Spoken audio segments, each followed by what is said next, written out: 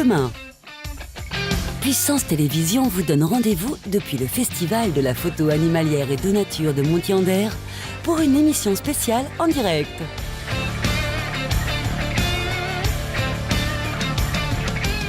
Émission spéciale Festival de la photo animalière et de nature de Montier-en-Der, demain à 15h en direct sur Puissance Télévision.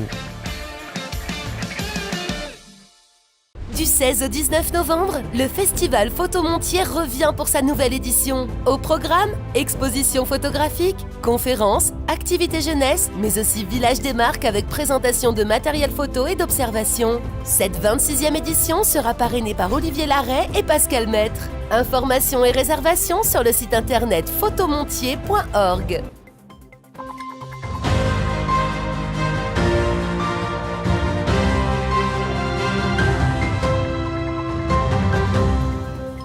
Bonjour et bienvenue dans votre nouvelle édition du 15 Info. Voici les titres de ce jeudi 16 novembre. La 26e édition du Festival de Montier-en-Der est lancée.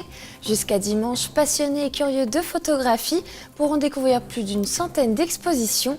Focus sur le premier jour du Festival international de la photo animalière et de nature. Hier après-midi, un résident de la maison de retraite de Sermaises-les-Bains a reçu une médaille d'or en tant qu'ancien combattant. Jean Houdin a été mobilisé en mai 1958 pour rejoindre le 52e bataillon du génie lors de la guerre d'Algérie. Nous l'avons rencontré.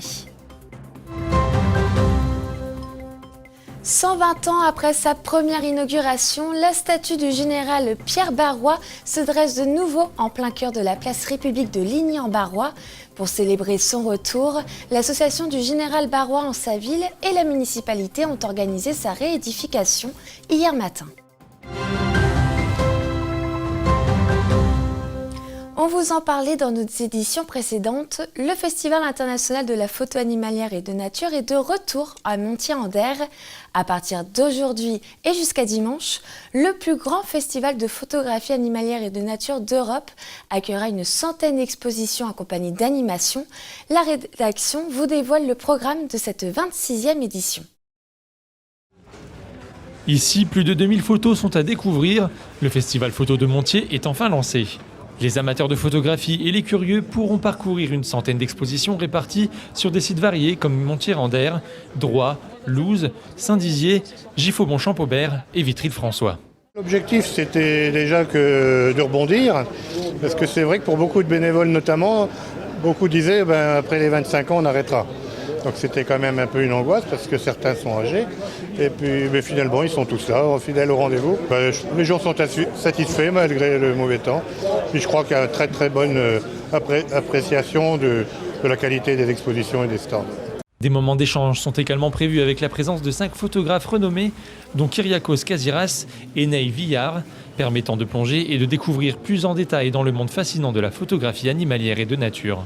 Les premiers visiteurs sont déjà ravis. Je retrouve ici la photo de très très grande qualité, il y a même des photos vraiment de grande poésie. Et donc j'ai aussi envie de partager ça avec les élèves. Et puis moi j'ai fait des petits achats personnels, j'en ai profité aussi. Alors je suis venu sur ce festival comme je le fais depuis un certain nombre d'années parce que c'est un endroit absolument unique quand on combine l'amour de la photographie et l'amour de la nature. L'amour de la photographie parce que les photos qui sont présentées ici sont extraordinaires. Ce sont les photos des meilleurs spécialistes français et souvent mondiaux de la photo de nature, plus spécialement de la faune, mais pas que. Et également, on y voit des choses extraordinaires sur la nature. Il y a autant d'animaliers que de paysages, parce que moi personnellement c'est plus le paysage qui m'attire que les photos d'animaux. Et du coup c'est effectivement l'occasion d'en trouver plusieurs au même endroit et puis de pouvoir discuter avec eux surtout, parce que la plupart sont très disponibles. Surtout aujourd'hui on a de la chance, il n'y a pas trop de monde, donc ça permet de discuter et puis de pouvoir les rencontrer. Moi c'est pareil, c'est la grande diversité de photographes. Je suis aussi très, très amatrice de paysages, donc c'est très chouette de pouvoir avoir un panel vraiment extraordinaire. Cette édition sera marquée par la présence de 2 parrains de prestige, Olivier Larrey et Pascal Maître, qui enrichiront le festival avec leur exposition Un salon de 1000 m² dédié au matériel photographique est prévu à Giffaumont, l'endroit idéal pour acheter, découvrir ou encore tester les différents appareils et les dernières innovations. Pendant 4 jours, plus de 40 000 visiteurs assisteront à la 26e édition du festival. Et retrouvez justement demain dès 15h votre émission spéciale sur le Festival international de la photo animalière et de nature, présentée en direct par Antoine Regnault. Une médaille d'or pour honorer Jean Houdin, ancien combattant. Ce résident de la maison de retraite à Sermaises-les-Bains s'est vu être décoré ce mercredi par les associations des anciens combattants. À l'âge de 21 ans, ce Marnais est appelé en mai 1956 pour rejoindre le 52e bataillon du Génie lors de la guerre d'Algérie. Et c'est en septembre 1958 que Jean Houdin revient en France. Du haut de ses 88 ans, il nous témoigne de son vécu. J'ai jamais tué personne. J'aurais pu me faire tuer. Bon, voilà. Ça s'arrête là, bon, c'est déjà quelque chose. Et on était tous désappelés. Pour ma part, on était militaire jusqu'à 18 mois. 18 mois de service normal. Et après ça, on était au-dessus de la durée légale. Et puis finalement, quand on était libéré, bon, on avait fait 28 mois d'armée, quoi. Voilà. J'avais fait mes classes à Metz, au 2e régiment de génie. Qui se situe à Chambières en ce moment-là. Et puis après ça, j'ai été envoyé en Algérie au 52e bataillon du Génie. Le Génie, il était occupé à faire les routes, les voies comme ça, voilà, puis réparer ce que les Algériens avaient cassé à ce moment-là, quoi. La saison des bouilleurs de cru commence officiellement ce lundi. Et pour l'occasion, l'Alambic, une association vitriacte des bouilleurs de cru et des fabricants d'eau-de-vie, proposera pour la toute première fois une journée porte ouverte. Ce samedi de 9h30 à 16h30, les visiteurs pourront rencontrer les bouilleurs qui distilleront en direct, tout en expliquant le processus. L'opportunité pour l'association locale de transmettre et faire perdurer ce savoir-faire traditionnel. Il aura fallu attendre 120 ans après sa première inauguration pour que la statue du général Pierre Barrois se dresse de nouveau au centre de la place République de Ligny-en-Barrois. Et pour célébrer cette journée de réédification qui s'est tenue hier matin, exposition, reconstitution de scènes d'époque ou encore animation par des écoles linéennes étaient au rendez-vous. Parrainé par le président de la République Emmanuel Macron, ce grand retour était organisé par l'association du Général en Barrois et sa ville et la municipalité. Manon de Fanty s'est rendue sur place.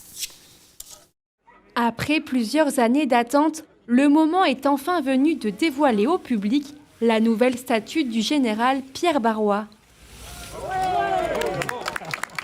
120 ans jour pour jour après sa première inauguration, elle se dresse de nouveau en plein cœur de Ligny-en-Barrois. Connu pour avoir combattu durant la bataille d'Austerlitz, le général Barrois est un enfant du pays. C'était un fils de boulanger qui est né à 100 mètres d'ici, au 26 rue Leroux, qui à 18 ans s'est engagé comme enfant de troupe et a fait toutes les campagnes napoléoniennes. Il a terminé comte d'Empire. En 1903, la statue d'origine réalisée par les ateliers Salins de Damary-sur-Saulx est érigée au centre-ville. Mais en 1942, pendant la Seconde Guerre mondiale, elle est enlevée sur ordre des Allemands qui la fondent pour en récupérer le bronze. En 1970, les fonderies Salins ont retrouvé le moule, l'ont redonné à la ville de Ligny-en-Barrois. Il est resté encore plus de 20 ans comme ça. Et le maire de l'époque, Jean-Pierre Polmar, a eu l'idée de relancer la fabrication de la statue. Et chaque année, le lycée Loritz coulait un bout du général là. Donc ils ont coulé la tête, un bras, un bout de cape, etc. En 2020, nous avons relancé l'association et nous avons lancé un appel à mécénat populaire, ce qui a permis de réunir assez de fonds pour lancer la fabrication de la statue avec tous les morceaux. Grâce aux fonds récoltés, la fabrication de la statue s'est poursuivie auprès de la GHM de Sommevoire. Ainsi, l'association Général Barrois en sa ville a réussi son pari en reconstruisant la statue du général Barrois sur la place de la République. Une façon d'honorer une nouvelle fois la mémoire de ce personnage historique. C'est la fin de ce journal, merci de l'avoir suivi. Retrouvez votre prochaine édition demain à la même heure. En attendant, je vous souhaite une très belle soirée sur Puissance Télévisions. Toute l'actualité en continu à retrouver sur notre site internet et notre application mobile. Retrouvez-nous sur le canal 373 de la TV d'Orange et sur le canal 953 des offres Freebox.